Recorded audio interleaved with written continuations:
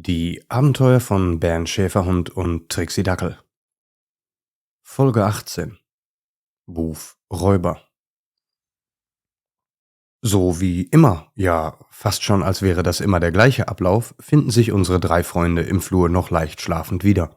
So ist es, so war es immer und ich vermute mal, so wird es auch immer bleiben. Cassie erwacht als erstes. Das ist eigentlich überhaupt nicht das, was man gewohnt ist. Normalerweise ist es ja Bernd, der als erstes aufwacht. Oder Trixie Dackel. Aber Cassie freut sich einfach zu sehr, wieder dabei zu sein. Aber gut, das tut nicht wirklich was zur Sache, denn die drei gehen gemeinsam, fröhlich, flötend, wie immer auf dem direkten Weg in den Garten.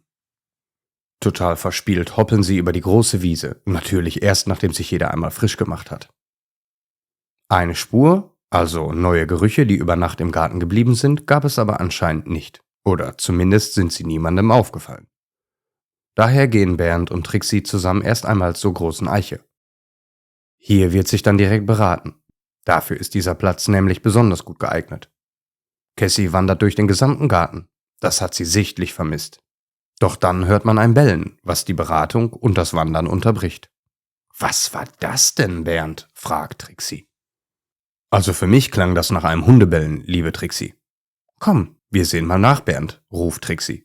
»Ich meine, es kam von da hinten, an der hinteren Ecke vom Haus.« Cassie ist den beiden entgegengelaufen. »Ja, das stimmt. Ich stand eben noch dort in der Nähe.« Trixie, Bernd und Cassie gehen dicht nebeneinander mit den Schnauzen flach über den Boden an der Hauswand entlang zu der Stelle, an der sie das Geräusch vermutet haben. Am Ende des Hauses, in ihrem Garten angekommen, stehen sie an der kleinsten der Grundstücksgrenzen zum Nachbargarten. Hier warten sie. »Sollen wir vielleicht einmal bellen, Bernd?« fragt Trixie. »Ja genau, das dachte ich auch gerade«, antwortet Bernd. Beide bellen ein paar Mal und legen sich dabei schwanzwedelnd auf die Lauer. Cassie nicht. Nein, sie steht einfach wie angewurzelt neben Bernd und Trixie. Sie scheint aufgeregt zu sein. Am Gartenzaun gegenüber steht ein Hund. Wieder ein Dackel, so wie es scheint. Aber es ist nicht Wolfgang.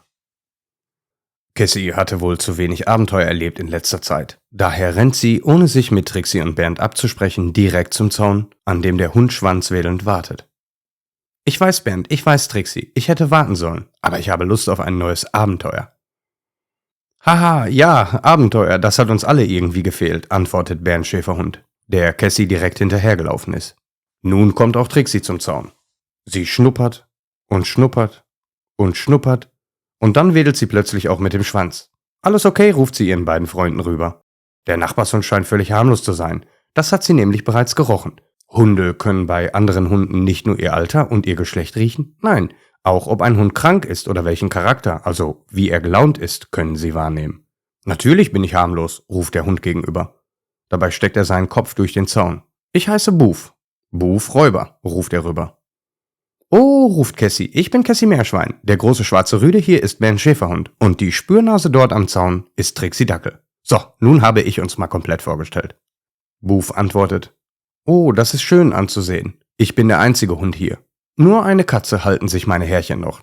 Aber sie ist nie zweimal am selben Ort. Katzen eben. Muss man nicht verstehen, oder?« Ich kenne keine Katzen«, sagt Bernd Schäferhund misstrauisch. »Aber wieso heißt du denn Buf Räuber?« »Ach, das ist eine längere Geschichte«, meint Buf. »Meint ihr, ich könnte zu euch rüberkommen?« »Na klar«, meint Trixie, noch bevor Bernd etwas sagen konnte. »Bernd, beruhige dich. Meine Nase hat mich noch nie enttäuscht.« Alle drei stimmen zu. Buf Räuber spricht begeistert. Na dann passt mal auf. Er geht zum Zaun und fängt an zu buddeln. Mit den Vorderbeinen gräbt er Stück für Stück den Weg frei. Größere Stücke beißt er heraus, bis er einen Tunnel zu Bernd und Trixie und Cassie fertiggestellt hat.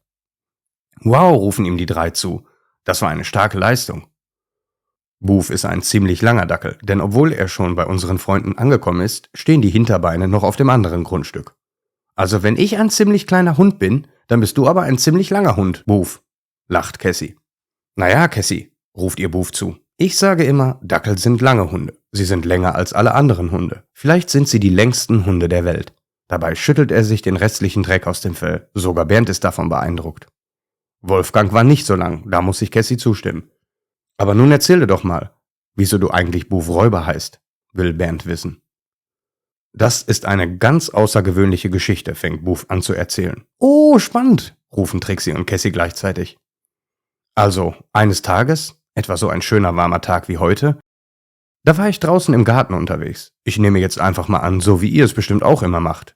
Im Nachbargarten waren mehrere Legehühner. Und ich dachte mir, du hast doch nicht etwa einen Huhn gefangen, Buf, ruft Cassie ganz aufgeregt. Nein, auf keinen Fall. Ich bin mit allen Hühnern gut befreundet. Aber ich habe eine Schwäche für rohe Eier. Ich mag eben das glänzende Fell an mir, welches man bekommt, wenn man regelmäßig rohe Eier isst.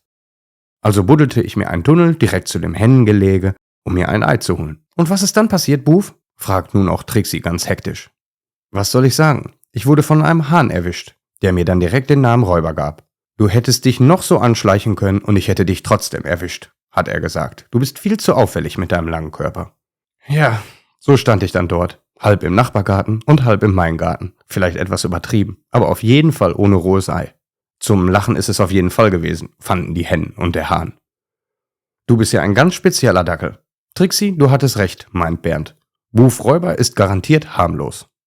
Aber Buf, wenn du auch Lust hast auf ein paar spannende Geschichten aus unserem Alltag, dann bist du herzlich eingeladen, meint Cassie. Das klingt wundervoll, meint Buf Räuber, der Dackel mit Überlänge. Ich erzähle nicht nur gerne Geschichten, ich höre auch gerne welche. Am liebsten mit einem leckeren rohen Ei dabei. Alle 4 lachen zufrieden. So geht es noch eine ganze Weile, bis es langsam dunkel wird und man sich voneinander verabschiedet. Buf Räuber schlängelt sich wie ein Aal zurück durch den Tunnel nach nebenan und unsere 3 Freunde machen sich auf den Weg zurück ins Haus.